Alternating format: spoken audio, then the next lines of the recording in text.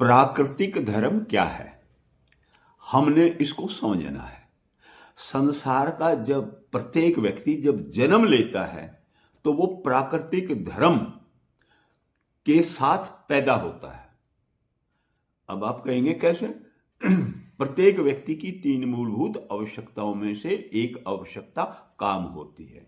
काम का अर्थ होता है सर्जन करना, अर्थात क्रिएशन करना। अब यहां पर परमात्मा क्या कहता है कि प्रत्येक व्यक्ति को क्या करना चाहिए? क्रिएशन करना चाहिए, अर्थात क्रिएटर उसको बनना चाहिए। दूसरी ओर जीवन जो है उसका संबंध किससे है? वह कर्तव्यों की पालना करने से है। अब कर्तव्यों की पालना करना ही व्यक्ति का परम धर्म है। अब आप कहेंगे कोई प्रमाण? अगर आप वेदों को पढ़ेंगे तो वेदों के अंदर यह स्पष्ट कहा कि राजा का ये कर्तव्य होता है, प्रजा का ये कर्तव्य है, अलग अलग कर्तव्यों का विवरण दिया हुआ है।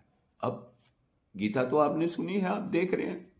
तो गीता में भगवान श्री कृष्ण अर्जुन को क्या कर रहे हैं?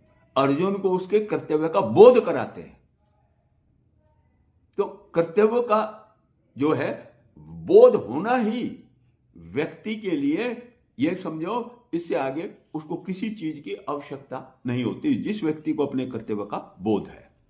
तो अब कर्तव्य की पालना करना ही धर्म है। तो अब यहां सवाल खड़ा यह होता है कि व्यक्ति के क्या क्या कर्तव्य हैं।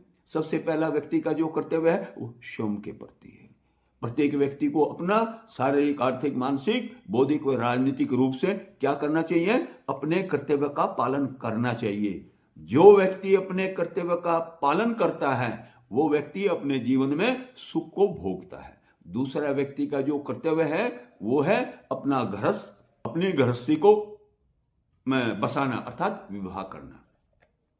अब प्रत्येक विवाहिक व्यक्ति का धर्म है कि कम से कम 4 संतानों को जन्म दे। अब आप कहेंगे स्वामी जी आप क्या कह रहे हैं? भाई मैं नहीं कह रहा, वेद तो ये कह रहा है कि कम से कम 10 संतानों को जन्म देना आपका धर्म है।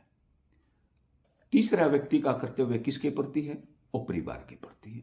अब परिवार में कौन है? माता है, पिता है, भाई है, बहन है, दादा है, दादी, ये सब परिवार में आ जाते हैं। और इसके बावजूद व्यक्ति का कर्तव्य किसके प्रति है? समाज के प्रति है।